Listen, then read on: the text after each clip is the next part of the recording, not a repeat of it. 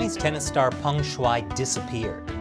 Then the world started asking where she was. And that's causing a big problem for the Chinese Communist Party.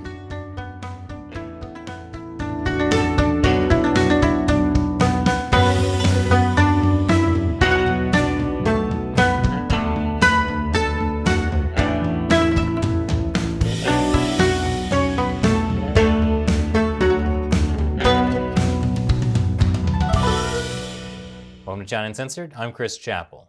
Before we begin, in case you haven't heard, we now have China Uncensored merchandise. If you'd like to buy a t-shirt like this or some of our other great t-shirts and mugs, check out chinauncensored.tv/merchandise. Get some cool stuff and support the show. And the best part is, it's not made in China. Every year, hundreds of thousands of people disappear in China. They disappear into prisons and detention centers, concentration camps, re-education centers, black jails, and house arrest. Occasionally, someone disappears in a way that attracts attention. Enough attention to cause a problem for the Chinese Communist Party. That's what happened to tennis star and former Olympic athlete Peng Shuai. I told you several weeks ago about how Peng accused a former top leader of sexual assault. That leader was former Vice Premier Zhang Gaoli. He was a member of the Politburo Standing Committee, the small group of men at the top level of the Communist Party. And like I said earlier, Zhang is also a member of former leader and shriveled-toed Jiang Zemin's political faction. Peng accused Zhang of forcing her to have sex in 2018. That's after he had already retired from the Standing Committee, but it was still an incredibly politically sensitive accusation. So sensitive that her original post on Chinese social media platform Weibo was quickly censored. Peng's name and even the word tennis has been censored on the Chinese internet. After her accusation, Peng then disappeared from public view for weeks. And then people started asking, where is Peng Shuai? Including the Women's Tennis Association, the WTA. The WTA even went further, calling for a full and transparent investigation into Peng's sexual assault allegations, and even threatened to completely pull out of China. And huge tennis stars started speaking out about Peng Shuai, from Naomi Osaka to Serena Williams, to Roger Federer and Rafael Nadal. I have to say, when people talk about why the NBA really needs China, and how the NFL is scrambling for attention from China, not to mention the Olympics being held in China again, I didn't expect tennis to be the sport to take a stand against the Chinese Communist Party. Although, to be fair, tennis players do have a lot of balls. But it's nice to see an organization like the WTA actually say they'd be willing to pull out of China, even if it costs them millions. And the story of Peng Shuai's disappearance landed on front pages around the world. People called for a boycott of the Beijing Winter Olympics, including NBA player Enes Kanter. Even the White House called for an investigation into Peng Shuai's allegations. In response, the Chinese regime's propaganda machine set out to reassure the world that Peng Shuai was just fine, thank you. And the results were hilarious, in a deeply disturbing way. I'll show you why after the break. Welcome back. The Chinese Communist Party probably didn't expect the world to pay much attention to Peng Shuai's disappearance. But when it did, they went into full damage control mode. First, state-run CGTN published an email allegedly from Peng to the head of the WTA, saying she's not missing or unsafe, she's just resting. Oh, and those sexual assault allegations aren't true either. These sexual assault allegations she had posted on her own social media account, totally not true. Yep, Peng Shuai is fine. She's just resting, pining for the fjords. When the CGTN email failed to convince anyone, a state-run media worker posted photos of Peng Shuai that were supposedly from her WeChat account. The third photo in particular attracted a lot of attention, since she's holding a Kung Fu Panda in front of a photo of her with Winnie the Pooh. What does that mean? But even that failed to reassure people for some reason. So next, Hu Xijin, the editor-in-chief of my favorite Chinese state-run media, the Global Times, started posting videos of Peng Shuai having dinner in a restaurant. In the first video, people mentioned the date out loud, as you do when eating dinner.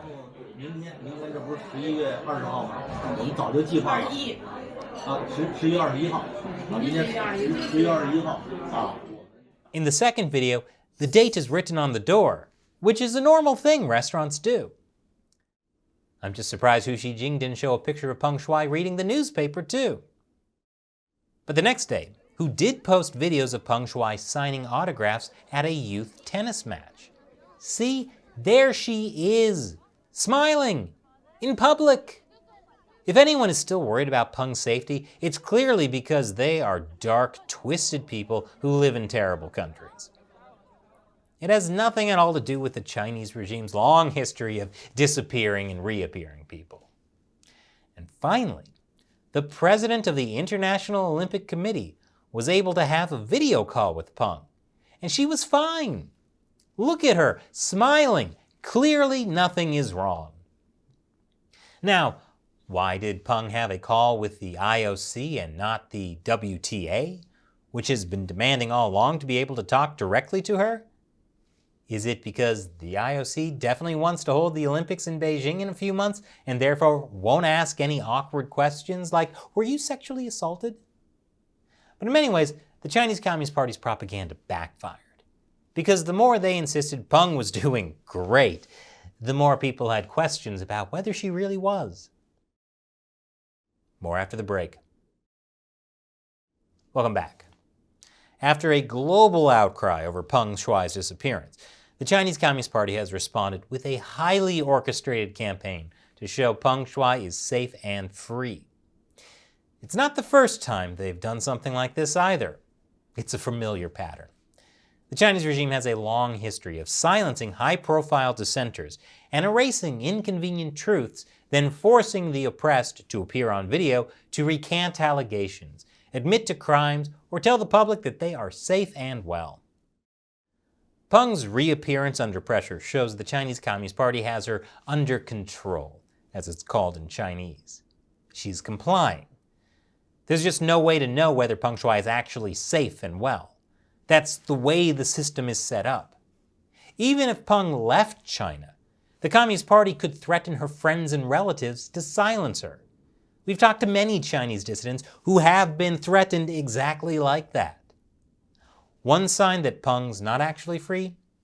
News about her is still incredibly censored in China. Despite the outpouring of concern about Ms. Peng's well-being on Twitter and other online platforms that are blocked in China, the Chinese public has little knowledge of the discussions.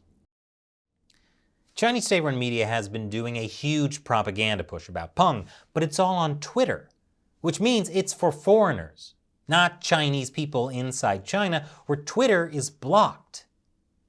As some have pointed out, the party's ham-handed propaganda messaging is not actually about convincing people, which is good for them because they're terrible at that. In a way, their terrible propaganda is actually a demonstration of the power of the state. It especially works inside China. Chinese people know the party isn't telling them the truth, but they're too afraid to say anything. Unfortunately for the Communist Party, it doesn't work as well outside China, where people haven't been totally intimidated by the Chinese regime. But they're working on it.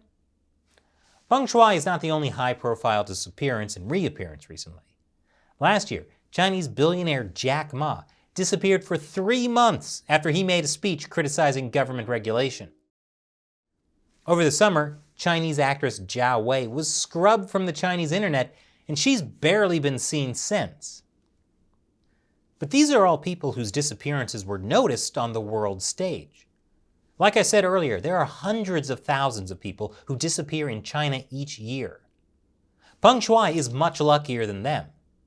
Although her sexual assault allegation against Zhang Gaoli will probably never be investigated, unless Chinese leader Xi Jinping needs to get rid of Zhang for some reason. But Peng is probably protected from being imprisoned by the fact that the rest of the world is paying attention to whether she's okay. That's something most people in China don't have. After their propaganda campaign backfired, the the Chinese Communist Party is now focusing on changing the narrative. They're deflecting Peng's original sexual assault accusation and instead making it about foreign governments maliciously hyping up the issue. Look at all those mean foreign countries using Peng Shuai to attack poor, defenseless China. Let's all remember who the real victim is here, people.